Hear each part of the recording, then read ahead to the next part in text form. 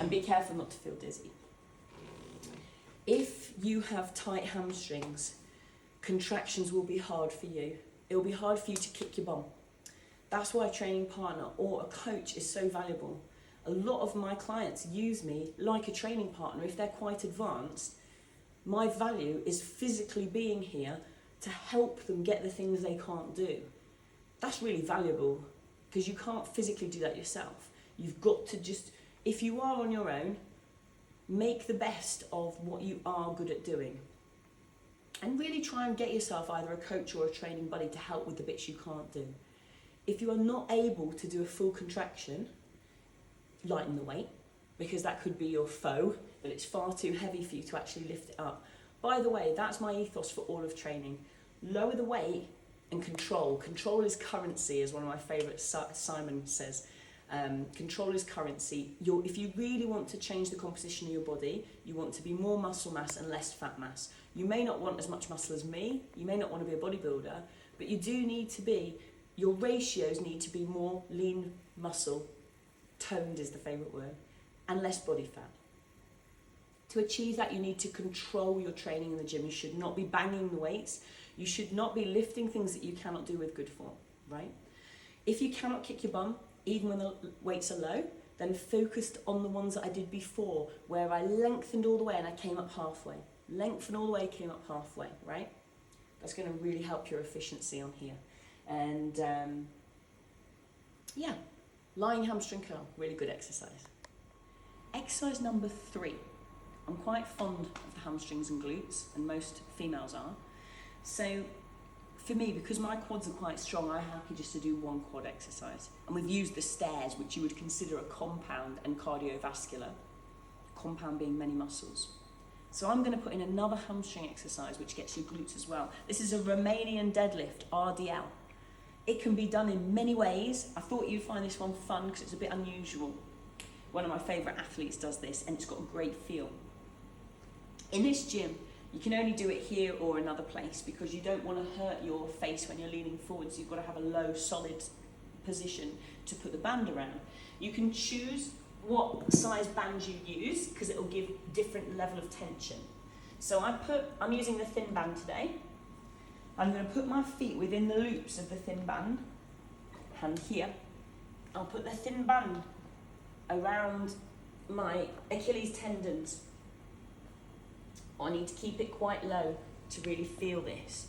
I'll put a little bit of tension on, but not too much yet. And I bend to collect my dumbbells because I'm doing this Romanian deadlift with dumbbells. I'm going to stand back and I want to get an equal tension, so I play around with my feet to make sure that one's not more tense than the other. Now, RDL cues. Shoulders back, chest up, chin neutral. Your legs have a slight bend, but once you've picked that bend, you're not going to bend anymore because it'll be a squat. And the dumbbells are going to stick to you like super glue, and they're going to travel like not exactly at the side, not exactly at the front, but it's kind of 3/4. And all we're thinking about is this is a hip hinge. It's about pushing back. No one cares how low you go, how much can you go back, because that's how you're going to connect with your hamstrings, and that's how you're going to get a good booty. So I'm pinning my shoulder blades together and I'm sticking my bum back. I'm pushing back, I'm pushing back, I'm pushing back. And I'm feeling into that. And I'm squeezing my glutes to stand up at the top of the movement. First thing in the morning, you're going to be a lot stiffer than later in the day.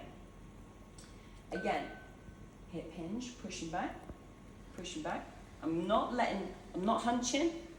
I'm keeping my shoulder blades pinned and I'm pushing back, feeling that in my hamstrings, and at this point I squeeze the glutes to stand up straight.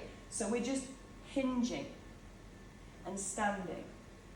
We're just hinging. I'm not breaking the posterior chain of my neck.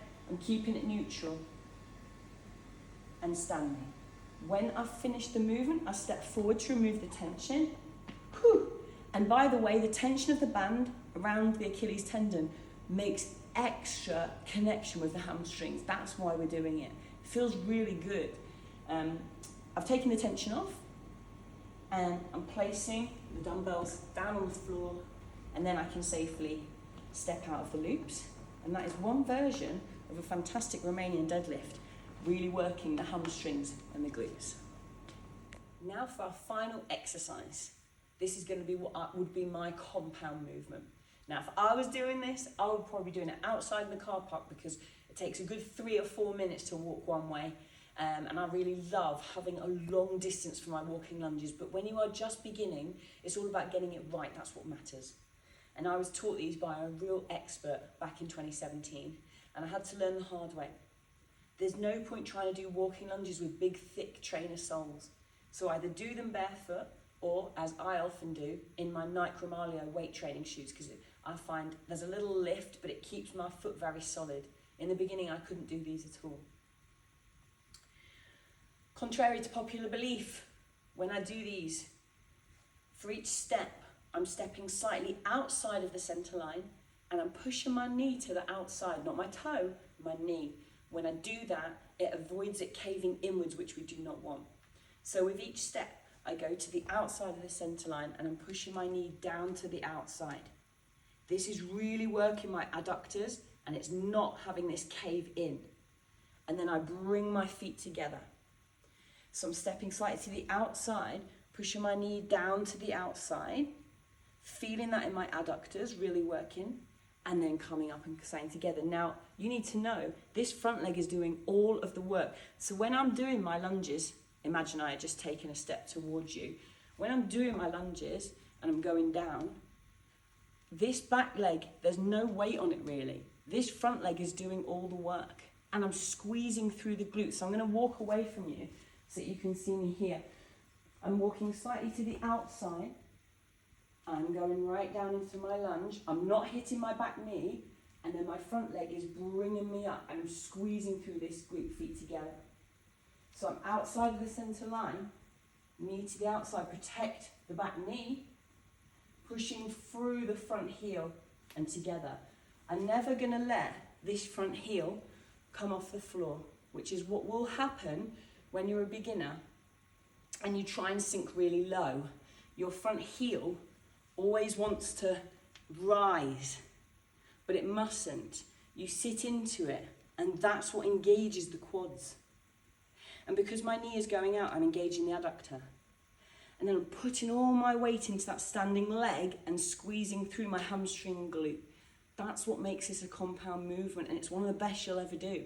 Whether you use a barbell on your back, dumbbells down by the sides, or if you're just using body weight alone. You can take it to other levels where you do reverse deficit stuff. Deficit meaning from a height on a step. Stepping backwards, stepping forwards, traveling as we are doing now. This is a great movement. You will not go wrong if you spent an entire session just doing this. So I'm going to gather up my dumbbells and I'm going to do 2 steps towards you and 2 away so you can see how I do it when I'm traveling. By the way, I like to always have body awareness, so I like to keep my upper body as straight as I can when I'm holding weights. That's my personal preference. You can play around with your body weight to focus on particular body parts, like leaning over the quad when you do this. But I want to keep upright because I really, also, a wider step will get more glutes. So I'd like to get a bit of glutes. That's something that I really want to work on. So I'm coming down and I'm bringing my feet together. Outside, knee to the outside. Protect that back knee, don't hit the floor like I just did. Step into the outside, feet together. Step into the outside and feet together. And I'll just do that away from you so you can see that the body is working from the back as well. Down.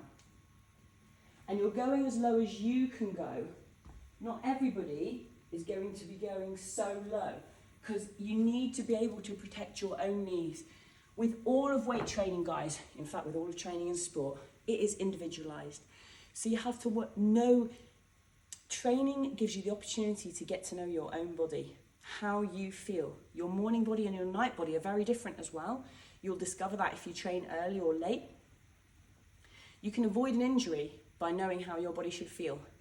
And so when you come into a training session and you do a few stretches maybe to warm up before you start, or with each exercise, do your first warm-up set light so you can feel into your body. Use that as a warm-up.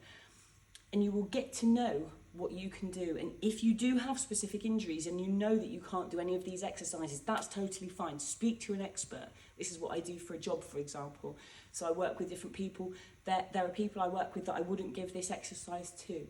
But if you're all round in decent shape, you don't have any specific injuries around the knees or ankles, then everything I've showed you on this video today will make for a good leg workout for you. And guess what? You're here to have a good time. You're here to make some improvements, have some success with your body and your confidence.